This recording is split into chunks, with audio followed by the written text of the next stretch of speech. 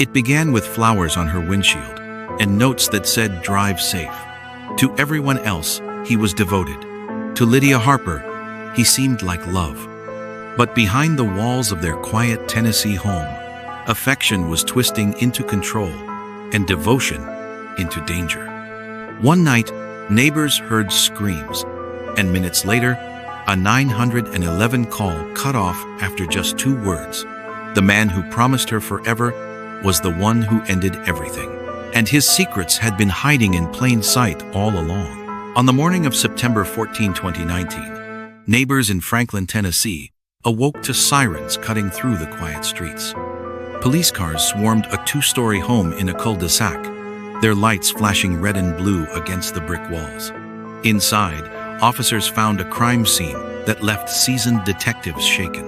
What they uncovered told a chilling story of love turned into obsession, and of warning signs that had been visible all along, but ignored until it was too late. This is the story of Lydia Harper, a 28-year-old nurse whose warmth and compassion touched everyone she met, and of the man who hid his darkest nature behind a mask of devotion.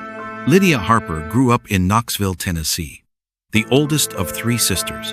Her family described her as the glue that held everyone together. She was the kind of person who never forgot birthdays, who sent late-night texts just to check in, who carried extra granola bars in her purse in case someone was hungry. Her mother, Marianne, said, "She always cared more about others than herself." That was just Lydia. She had this way of making you feel like you mattered, like you weren't invisible. Young and surfer, Lydia's dream was to become a nurse. After years of study, she graduated from the University of Tennessee College of Nursing in 2015.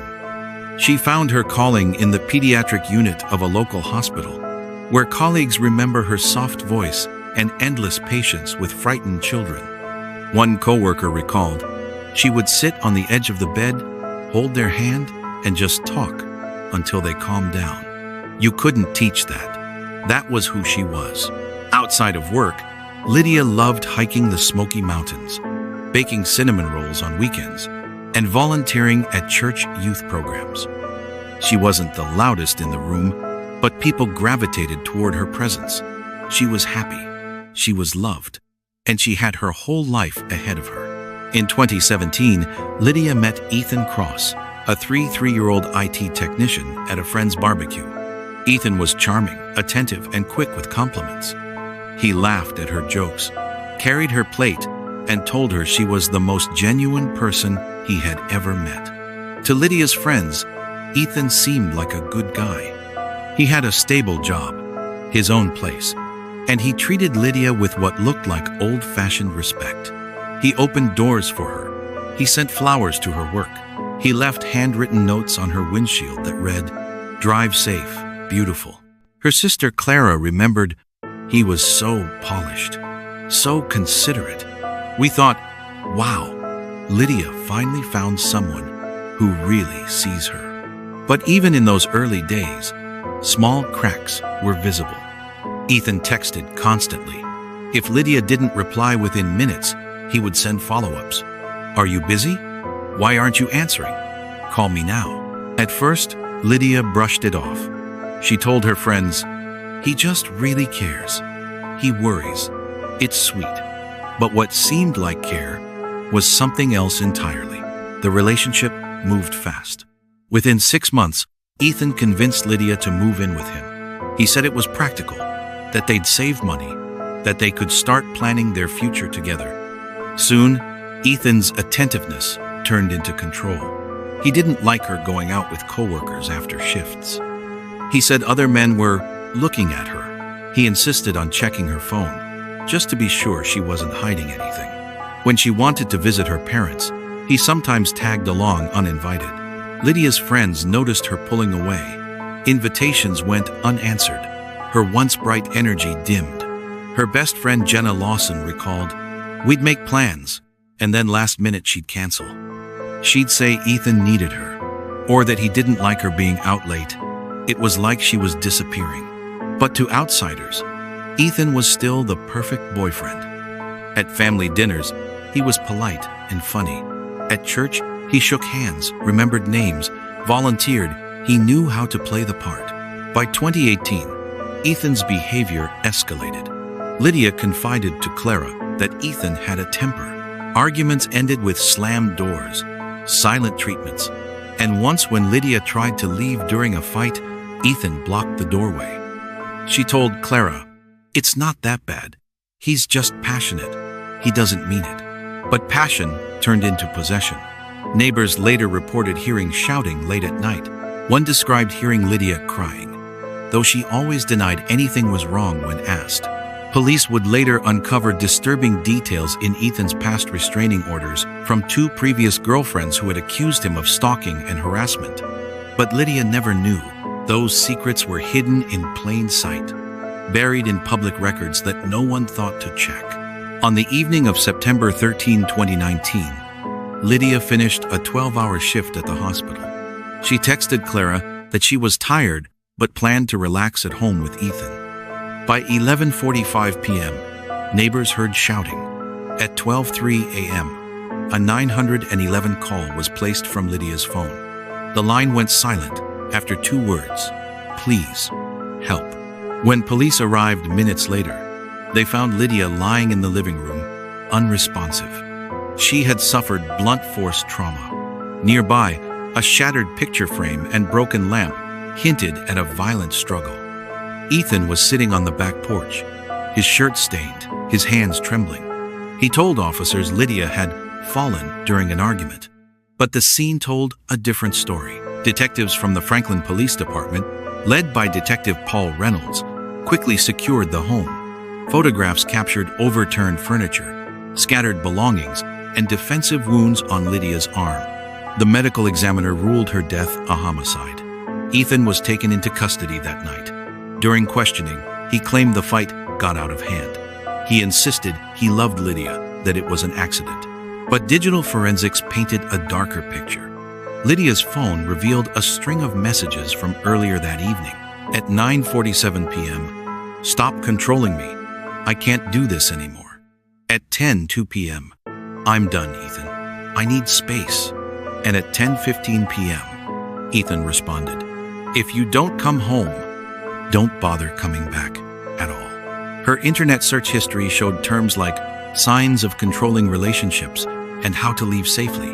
It was clear Lydia had been preparing to leave him, and Ethan knew it.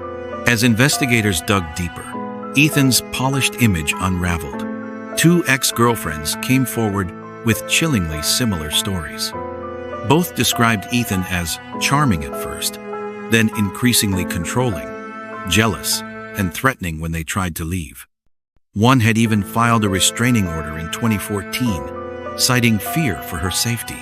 Police also discovered Ethan had once been investigated for workplace harassment, though no charges were filed. Detective Reynolds told reporters, "This wasn't a one-time incident. This was a pattern hidden beneath a very convincing mask." The prosecution argued that Lydia's murder was not spontaneous. It was the culmination of years of escalating control and violence, ending when Lydia finally tried to break free. Ethan Cross's trial began in June 2021, after months of delays.